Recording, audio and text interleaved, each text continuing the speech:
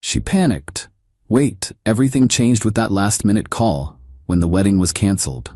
I said, it did. When she found out the call was from the immigration office about her fake fiancé visa scam, change came with deportation papers. I, 32 male, was supposed to get married 3 weeks ago. Instead, I'm sitting here with a canceled venue, a furious ex-fiancé facing federal charges, and the strangest sense of relief I've ever felt. Let me back up. I met Katya 18 months ago through a dating app. She was stunning, originally from Eastern Europe, working as a graphic designer, here on a student visa that was about to expire. We hit it off immediately. She was charming, intelligent, passionate about art. The chemistry was undeniable. Looking back, the red flags were there, painted in neon. But when you're wearing rose-colored glasses, red flags just look like flags, right? We moved fast. Within 3 months, she basically moved into my apartment. By month 6, she was talking marriage. I've never felt this way about anyone, she'd say, her accent making everything sound like poetry. You're my soulmate, my destiny. I proposed after 10 months. Yeah, I know. But she seemed genuinely devastated about potentially having to leave the country. Her visa was expiring, and she'd been rejected for a work visa. I can't imagine life without you, she sobbed one night. But I understand if marriage is too fast. I'll just go home and we'll try long distance. The thought of losing her was unbearable. So I proposed. The K-1 fiancé visa process started immediately. Katya handled most of it. She said she understood the system better. I signed whatever she put in front of me. The interview at the embassy went smoothly. She coached me on what to say, how to prove our relationship was real. We had hundreds of photos together. At shared bank statements, she'd added herself to my account to show commitment. Love letters she'd written. Wedding planning consumed our lives. She wanted something elaborate, 150 guests, most from her community here. I'd never met most of these people, but she said they were like family to her. The wedding was costing me $35,000. My entire savings plus a loan from my 401k. 2 weeks before the wedding, something weird happened. Katya's phone rang during dinner, and she practically lunged across the table to silence it. The caller ID showed Dmitry, husband. Who's Dmitry? I asked. Her face went white. My cousin. It's a joke from when we were kids, like play husband, you know? Something felt off. That night while she showered, I did something I'm not proud of. I looked through her phone. What I found destroyed me. WhatsApp conversations in her language, but Google Translate revealed enough. Messages to Dmitry about the American idiot, discussions of payment schedules, references to other clients. There was a whole network. Katya wasn't just committing visa fraud, she was part of an organized operation selling fake marriages for immigration purposes. The messages laid it out clearly. She'd marry me, get her green card, then divorce me after 2 years and bring Dmitry over as her new husband. He was actually her real husband. They'd been married for 5 years back home. The $35,000 wedding, half was being funneled to the organization running this scam. I sat on this information for 3 days, physically sick. Then I made a decision. I contacted ICE, Immigration and Customs Enforcement, and the FBI. Gave them everything, screenshots, the WhatsApp conversations, names, everything. The agent I spoke with, Special Agent Rodriguez, was very interested. Turns out they'd been tracking this network for 2 years. Katya was a small fish, but she could lead to bigger ones. They asked me to go through with the wedding. We need to catch them in the act, Rodriguez explained. If you back out now, they scatter. But if we can document the fraud as it happens. I agreed. Those next 2 weeks were hell. Pretending everything was normal while wearing a wire to collect evidence. Katya was so focused on the wedding, she didn't notice my distance. The morning of the wedding, 2 hours before the ceremony, my phone rang. It was Rodriguez.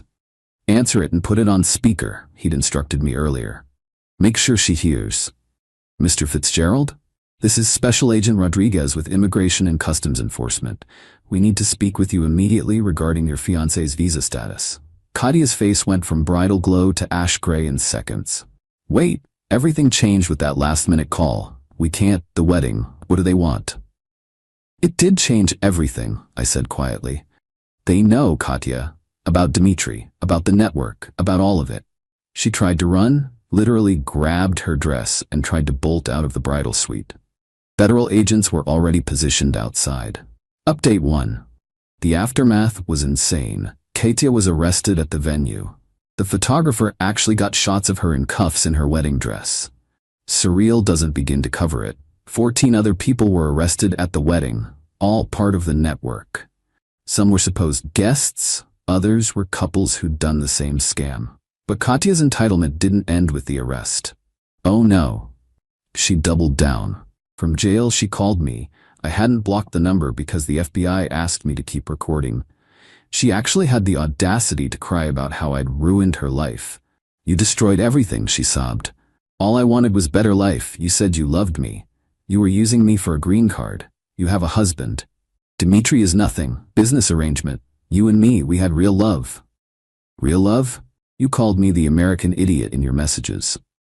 That was joke. You don't understand our humor. Then came the threats. When tears didn't work, she got nasty. You think you're hero? You're nothing. Pathetic man who can't keep woman. I have friends, powerful friends. You'll regret this. Her powerful friends turned out to be other members of the fraud ring, most of whom were also getting arrested. One guy, Victor, actually showed up at my apartment demanding I fix this situation. I was still wearing the wire. He offered me $50,000 to marry Katya and tell ICE it was all a misunderstanding. Just say you were confused, he said. Language barrier. Cultural differences. They'll believe American man defending his foreign bride.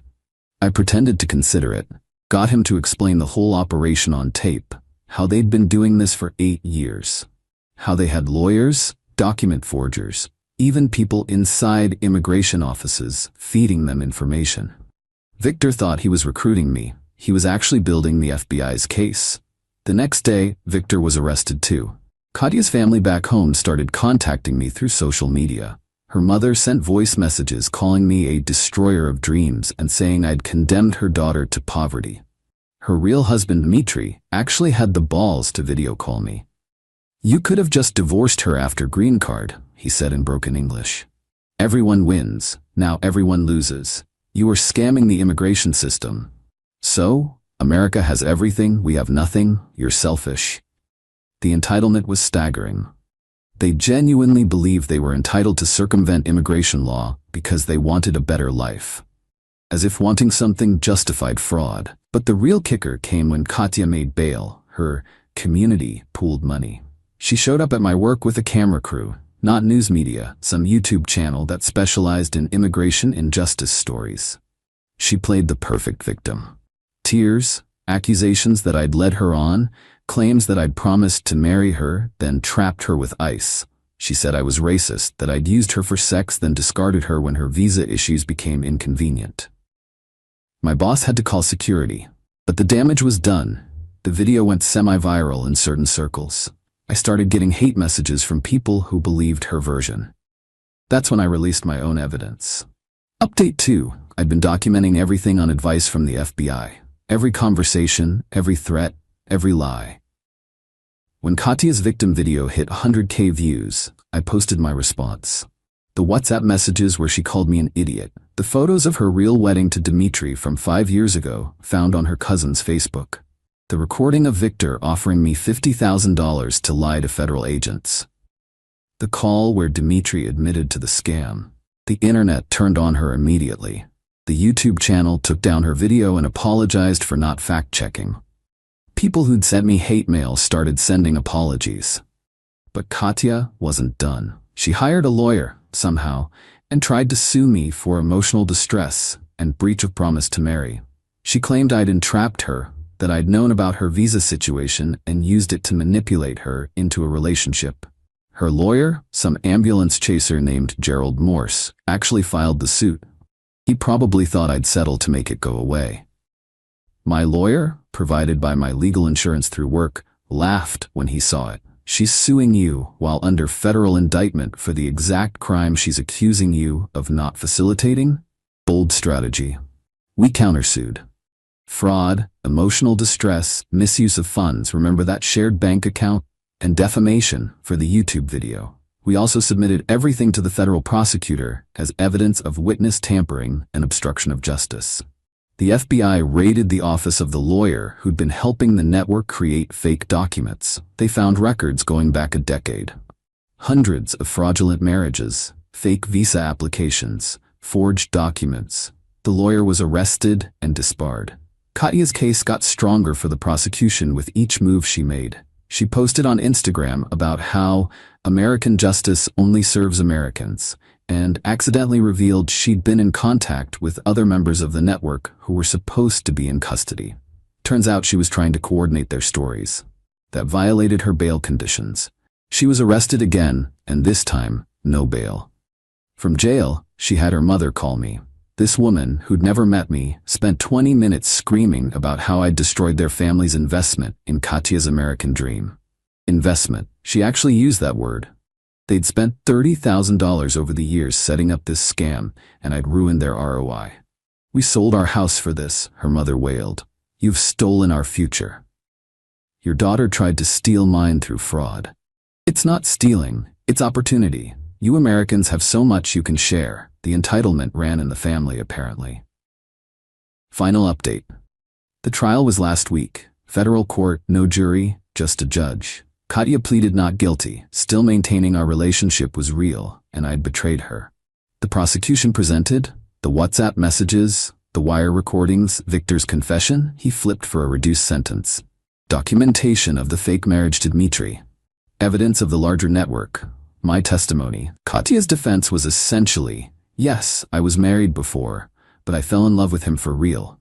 The messages were jokes taken out of context. The money transfers were gifts to family. Then they played the recording of her mom talking about their investment. The judge's face was priceless. Katya was found guilty on all counts: visa fraud, conspiracy to commit immigration fraud, wire fraud, money laundering, witness tampering. Sentence: 5 years federal prison followed by deportation. Lifetime ban from entering the United States. Dmitry, tried in absentia, got 8 years and a lifetime ban. He's still in Eastern Europe, so good luck enforcing that. But if he ever tries to enter the US or any country with an extradition treaty, he's done. Victor got 3 years for cooperation. 14 others got various sentences. The network was completely dismantled. The lawyer who helped them got 10 years and was disbarred. But here's the part that still gets me. Even after the guilty verdict, Katya maintained she was the victim. Her statement to the court: I came here seeking love and opportunity. I found someone I thought loved me, who promised me a future. Instead, he was government informant who seduced me to destroy my life. I'm not criminal. I'm romantic who believed in American dream. The judge responded, Ms. Petrova, the evidence clearly shows you entered this relationship with fraudulent intent. You married another man 5 years ago. You called the defendant derogatory names while taking his money. Romance doesn't require wire fraud. The American dream doesn't include federal crimes. She was led away, still crying about injustice. I got my money back. Most of it anyway. The $35,000 for the wedding was frozen as evidence, then returned to me, minus what had already been spent, about $8,000 in non-refundable deposits. The shared bank account was restored to just my name. I'm out maybe $10,000 total, which sucks, but could have been worse. The emotional toll was harder. I genuinely thought I loved her. Finding out it was all calculated manipulation messed with my head. I'm in therapy now, working through trust issues. But there's a silver lining. The FBI was so impressed with how I handled everything, they offered me a job as a civilian analyst, focusing on immigration fraud.